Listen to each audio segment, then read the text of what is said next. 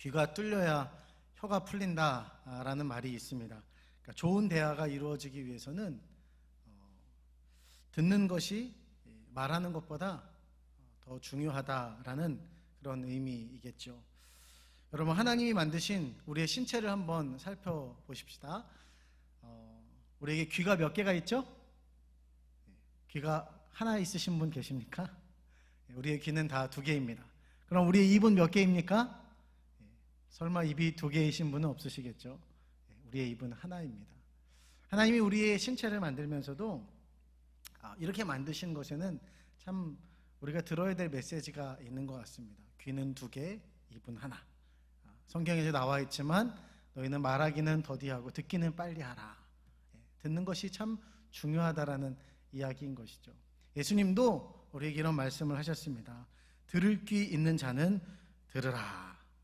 성경에 수도 없이 들으라, 들으라, 들으라라고 그렇게 말하고 있습니다. 오늘 말씀 속에 16절 속에도 들으라라는 말씀이 있는데 히브리어로는 샤마라고 하는데 이 말은 구약 성경에 무려 1069번이나 반복해서 말하고 있습니다. 그 중에 유명한 구절이죠. 신명기 6장 4절에서 5절 말씀. 이스라엘아 들으라. 우리 하나님 여호와는 오직 유일하신 여호와이시니 너는 마음을 다하고 뜻을 다하고 힘을 다하여 내 하나님 여호와를 사랑하라. 지금도 유대인들에게 아주 중요한 말씀, 그들이 마음에 새기는 말씀의 첫 시작이 뭐예요? 이스라엘아 들으라, 들으라는 말씀입니다. 물론 이 말씀은 그냥 우리의 육체적인 기관, 신체의 기관인 귀로 잘 들어야 된다라고 그치는 말씀이 아닌 것이죠. 하나님이 우리를 영적인 존재로 만드셨기 때문에 이 영적인 능력으로 내 영혼에 하나님의 말씀이 들려지도록, 하나님의 말씀은 영혼 가운데 들려지는 것 아니겠습니까? 이게 들려지도록 내 신체 기관과 온 몸과 또 마음을 다해서 그렇게 잘 귀 기울여 들어야 한다는 것입니다. 여러분, 사무엘을 보십시오. 그가 어렸을 때 하나님의 음성을 들을 수 있었습니다. 성경이 말하기를 그때에는 여호와의 말씀이 희귀하여 이상이 흔히 보이지 않았더라. 정확히 말하자면 그때는 사사시대였습니다. 그래서 저마다 사람들이 이 사사시대 사사기에 나오는, 반복해서 나오는 표현이죠. 사람들이 자기의 소견에 옳은 대로 행하더라. 그러니까 하나님의 말씀이 잘 안 들린 게 아니라 그들이 하나님의 말씀에 귀를 기울이지 않았던 때였던 거예요. 하나님 말씀을 다 안다고 하지만 그 말씀을 온 몸과 마음을 다하여서 주의 깊게 듣고 그 말씀에 귀를 기울이지 않았던 시대라는 것입니다. 물론 그때에도 똑똑한 사람들, 유능한 사람들이 많았을 것입니다. 그러나 하나님의 말씀을 온전히 듣는 자가 없었다라는 그런 이야기죠. 그때에 오직 누가 하나님의 음성을 들었습니까? 그 어린 사무엘이 들었더라. 여러분, 오늘날 이 시대에도 마찬가지죠. 저마다 듣기보다는 말하는 데 중점을 두고 저마다 자기의 옳은 대로, 자기가 옳다고 생각하는 그 이야기를 저마다 떠들어대고 있습니다. 저마다 떠들어대고 있으니 누구 말이 옳은지를 도무지 모르겠습니다. 그런데 중요한 것은 그 속에서 영혼을 살리는, 어떤 진리로 영혼을 살리는 그런 외침과 영혼을 울리는 소리가 없다라는 것이 문제이죠. 하나님의 말씀이 들려지지 않습니다.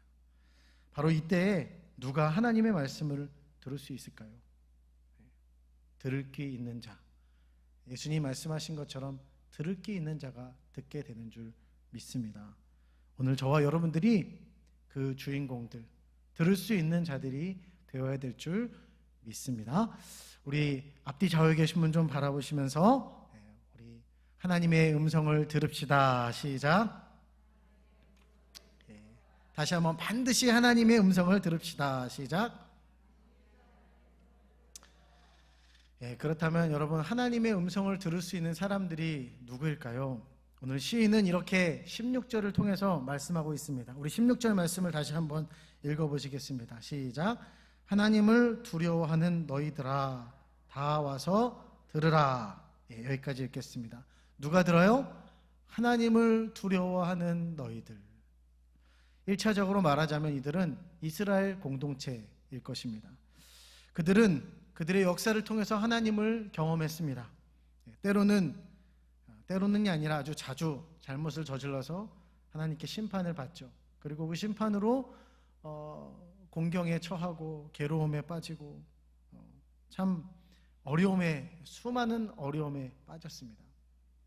그런데 그 속에서 그들은 하나님의 말도 안 되는 방법으로 그들을 건지시고 구원하시는 하나님의 역사를 본 거예요. 역사하시고 구원하시는 하나님의 손길을 경험했습니다. 그래서 그들은 하나님을 두려워할 수밖에 없는 자들인 것입니다. 하나님을 더 두려워할 수밖에 없는 자들인 것이죠. 우리가 성경을 보면서 참 이스라엘 사람들 참 어리석다, 멍청하다 이렇게 이야기하지만 오늘날 여러분 이스라엘 유대인들을 보십시오. 우리가 그렇게 쉽게 평가할 수 있는 자들은 아닌 것이죠. 그들은 지금도 말씀을 마음에 새기고 또 막 문지방에 새기고 하면서 말씀을 계속 되뇌이는, 지금도 하나님의 역사를 그렇게 기억하려고 하는 하나님의 역사를 가진 민족이라고 말할 수 있는 것입니다. 여러분 2차적으로는 또 어떤 사람들이 있습니까? 이스라엘 공동체 밖에 있지만 그러나 하나님의 행하신 소식을 들은 자들, 그들을 생각해 보게 됩니다. 대표적인 예로 라합과 같은 여인을 떠올리게 되는 것이죠. 라합은 이방 여인입니다. 가나안 족속이죠. 여리고성에 사는 여인이었습니다. 그것도 매춘부. 그런데 그가 그 성 안에서 소식을 듣는 거예요. 저 멀리서 이스라엘 족속이 오는데 그들은 홍해를 건넜다. 하나님이 그들을 인도하시더라. 하나님이 막 기가 막힌 방법으로 그들을 인도하신다라는 그 소식을 듣게 된 거예요. 그 소리에 그는 귀를 기울이고 또 그 소리에 그는 마음을 바꾸는 것입니다. 누구의 편에 서기로? 하나님의 편에 서기로. 하나님의 편에 있는 이스라엘 공동체에게 속하기로. 자기가 평생 몸담았던 자기의 고향, 자기의 친지들, 이런 사람들이 아니라 이스라엘 공동체의 일원으로 함께 살아가기로 결정합니다. 그리고 심판과 죽음을 면했던 것이죠. 바로 이러한 자들이 하나님을 두려워하는 자들입니다. 이들은 라합과 같은 자들만 있는 것이 아니라 애굽에서 포로에서 나올 때 그들을 따라 나온 또 다른 외인들, 또 가나안 족속 중에서도 그러한 자들, 이러한 자들이 다 이스라엘 공동체에 편입되어서 하나님 안에서 이스라엘 공동체, 이스라엘 민족을 이룬 자들인 것이죠. 따라서 하나님을 두려워하는 자들이란 하나님의 말씀을 경히 여기지 않고 그 말씀에 귀를 기울인 사람들, 오늘날로 말하면 누구로 말할 수 있을까요? 바로 신자들, 그리고 구도자들이라고도 말할 수 있겠습니다. 신자로 부름받은 여러분 오늘 하나님의 말씀을 듣고 계십니까? 여러분 참 놀라운 사실이죠. 오늘 이 특별한 초청에는 그냥 아무나 이놈 저놈 다 이렇게 부름받지 않았다는 거예요. 66편은 이렇게 시작하고 있어요. 온 땅이여. 그리고 이어서 쭉 얘기하다가 8절에는 만민들아. 이 온 땅이여 만민들아 이렇게 언급하면서 이들에게 시인이 무엇을 명령하냐면 모든 대상, 이 모든 족속들을 대상으로 하여금 하나님을 찬양하라고 명령하는 거예요. 그들이 뭐 듣든지 아니 듣든지 간에 그것이 마땅한 의무다라고 이야기를 하는 것입니다. 그러나 하나님이 이 시인에게 행한 정말 특별한 일, 그 일에는 온 땅과 만민이 초청 대상이 아닙니다. 오늘 초청 대상이 누구예요? 하나님을 두려워하는 너희들. 물론 그들에게 들려질 이야기는 성경에 담긴 어떤 정경적인 이야기는 아닐 것입니다. 그러나 그 이야기 속에 시인이 경험한 개인적이고 또 인격적인 하나님, 그분의 특별한 만남, 그분에게 부르심을 받은 특별한 부르심, 그 이야기들을 들을 수 있는 것이죠. 여러분, 세상에 성경 이야기 한 번 안 들어본 사람이 어디 있겠습니까? 밖에 나가서 여러분 그냥 한번 전도해 보십시오. 그럼 그들이 성경 이야기, 물론 전체를 다 우리처럼 알지는 못하지만 아주 기본적인 교리들, 하나님이 이 세상을 만드셨다, 하나님이 우리는 죄인이다, 그래서 하나님이 우리는 진노 가운데 있고 심판을 받을 자들이다, 그런데 예수님이 이 땅에 오셔서 너희들을 위해서 죽으셨다, 그러니까 그 예수님을 믿고 구원을 받아라 라고 하는 이 메시지를 못 들은 사람이 과연 얼마나 있을까요? 많은 사람들은 다 이런 이야기들을 들었을 거예요. 그러나 그 성경 속 이야기, 그 성경 속의 하나님을 인격적으로 경험하는 것은 그냥 아무나 경험할 수 있는, 아무나 들을 수 있는 이야기가 아니라는 것입니다. 그 말씀에 귀를 기울인 자들, 그 사람들은 신자들만이 들을 수 있는 특권이라는 것입니다. 오늘 신자된 우리가 하나님 안에서 들어야 될 특별한 메시지는 무엇일까요? 자, 중요한 것은 그 메시지를 그 음성을 들은 자의 모습이라는 거예요. 오늘 시인의 모습이죠. 10절과 12절 말씀입니다. 함께 읽어봅니다. 시작. 하나님이여, 주께서 우리를 시험하시되 우리를 단련하시기를 은을 단련함 같이 하셨으며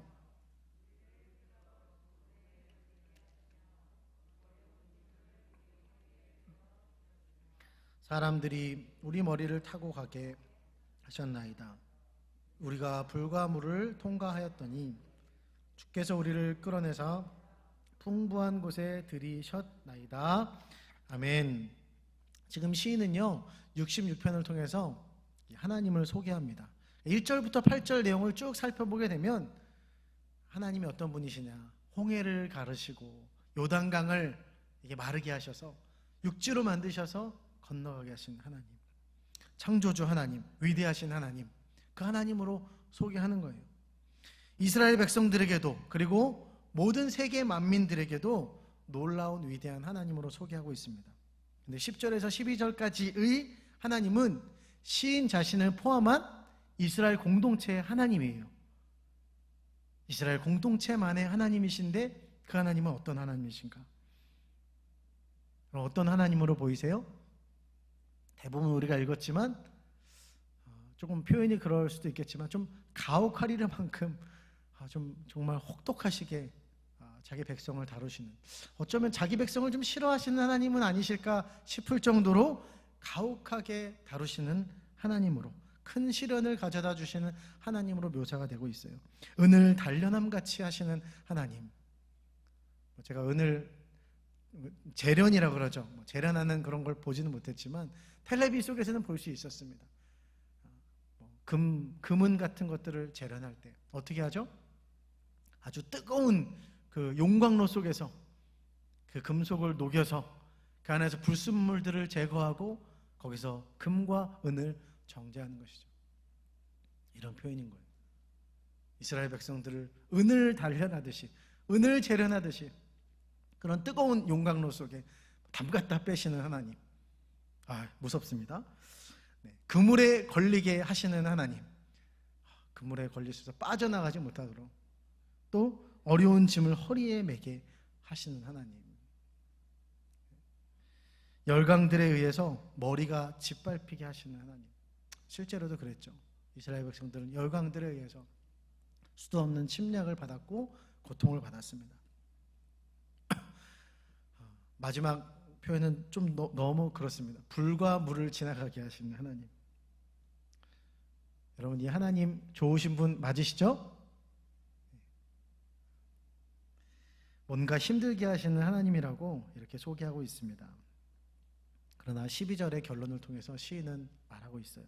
주께서 우리를 그 가운데에서 끌어내사 풍부한 곳에 들어가게 하셨다.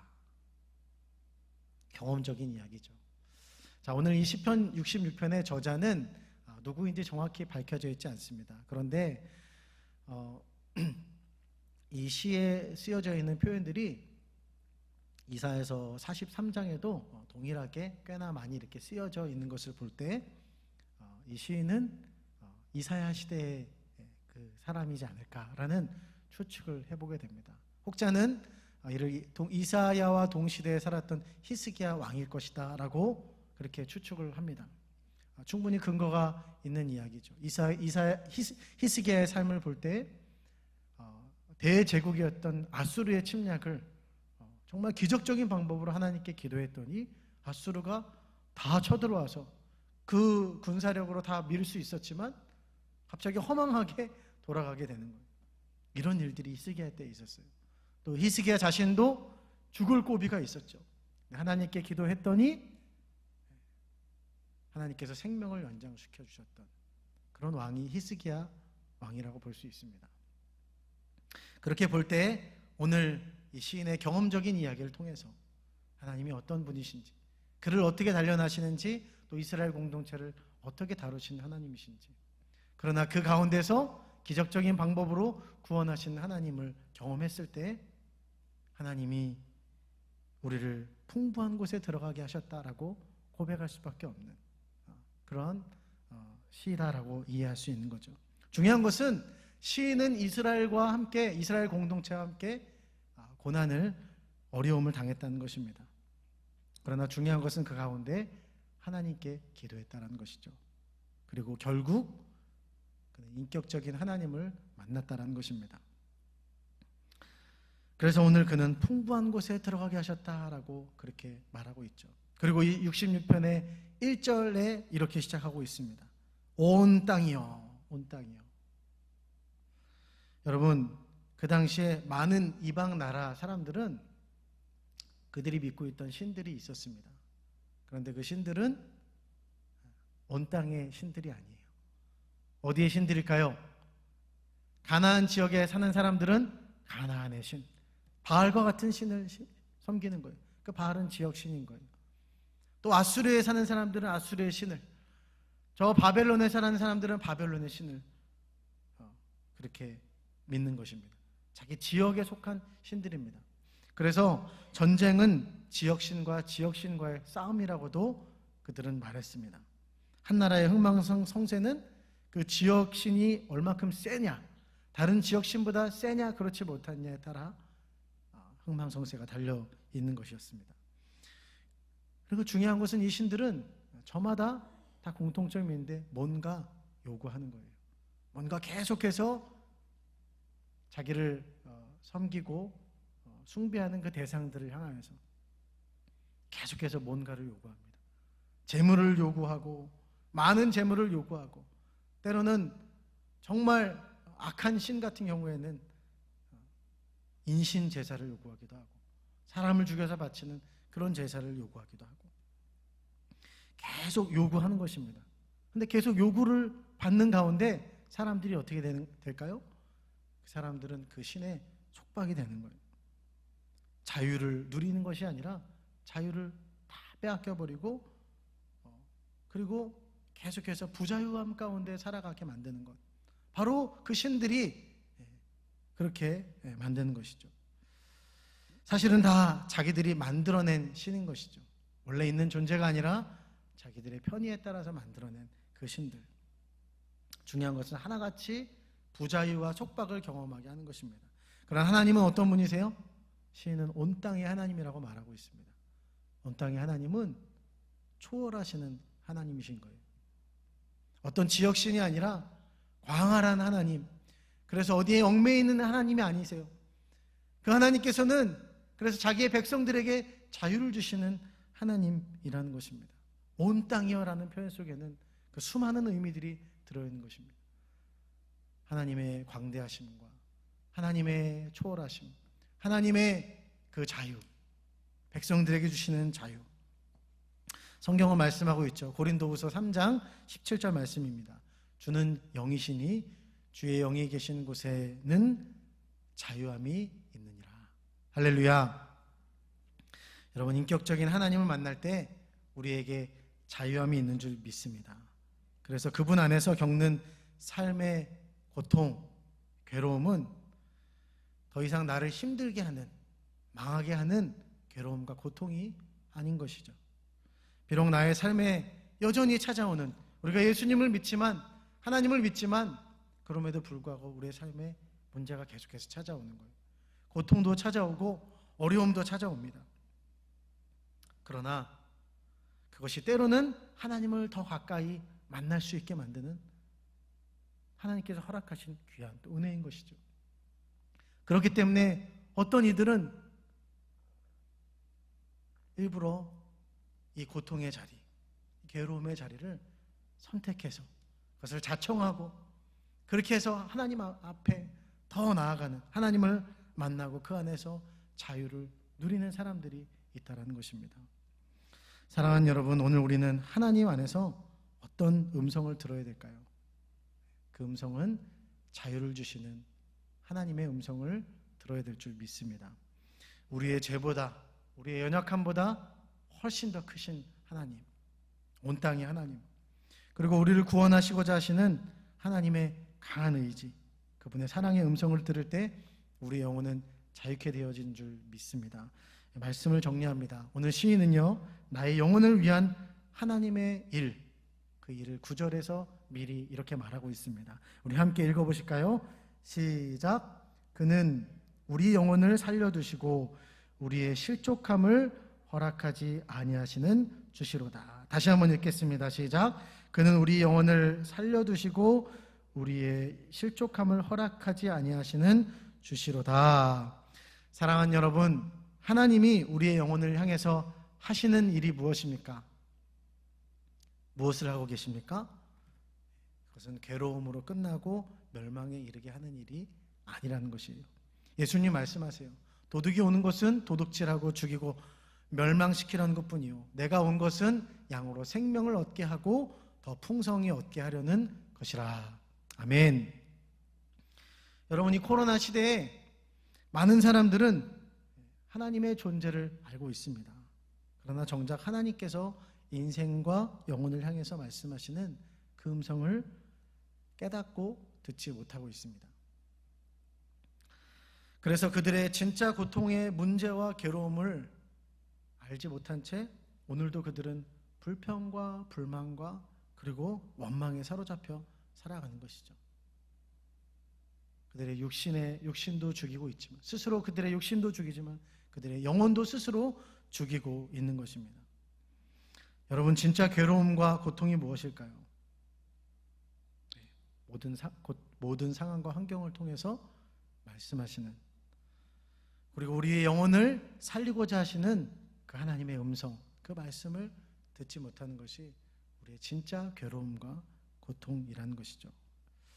그러나 하나님을 만난 사람, 하나님의 음성을 듣는 사람은 그 고통과 괴로움을 통하여서 오히려 하나님과 가까워지고 오히려 많은 사람들에게 하나님과의 인격적인 교제의 자리로 초청하고 살리는 사람들인 줄 믿습니다.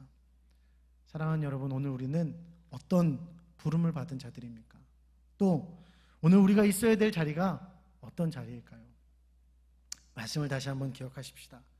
온 땅과 만민 가운데서 우리는 하나님께 부름을 받은 사람들이에요. 하나님을 먼저 아는 자들로, 하나님을 두려워할 만한 그러한 하나님 되심을 먼저 아는 자들로 우리를 불렀다는 것입니다. 들을 수 있는 자로 우리를 부르셨다는 거예요. 여러분, 그렇기 때문에 우리가 있어야 될 자리는 어디일까요?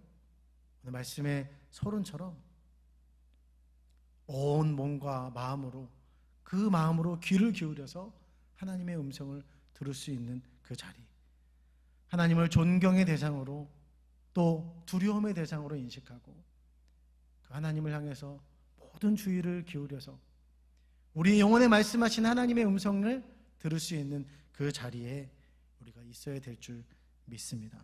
우리가 그 음성을 들을 때, 또 그 음성이 우리 가운데 들려질 때 우리의 영혼이 살게 되어지고, 또 모든 사람들을 오늘 시인과 같이 살리는 자리로 부르고 초청하는 그 귀한 사명자의 자리로 살아가게 될 줄 믿습니다.